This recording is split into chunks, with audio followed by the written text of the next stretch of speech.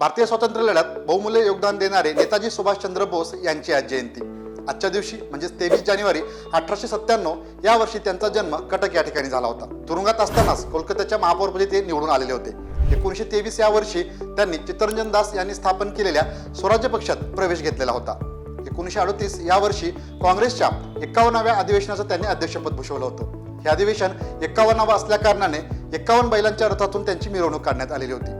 जनमानसात मिळालेली प्रचंड लोकप्रियता या बळावरच पुढील अधिवेशनाचं अध्यक्षपद देखील त्यांनी भूषवलं होतं। म्हणजेच 1939 या वर्षीच्या त्रिपुरी या ठिकाणच्या अधिवेशनाचं अध्यक्षपद नेताजींनी भूषवल्याचं आपल्याला दिसून येतं। त्यानंतर मित्रांनो, फॉरवर्ड ब्लॉक काँग्रेस अंतर्गतच त्यांनी या फॉरवर्ड ब्लॉक पक्षाची स्थापना केलेली होती।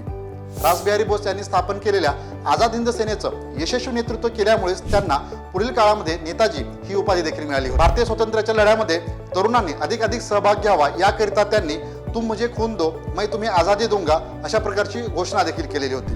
आजचा त्यांचा जन्मदिन राष्ट्रभर उत्साहाने मोठ्या प्रमाणात त्या ठिकाणी राष्ट्रीय पराक्रम दिन म्हणून देखील साजरा केला जातो।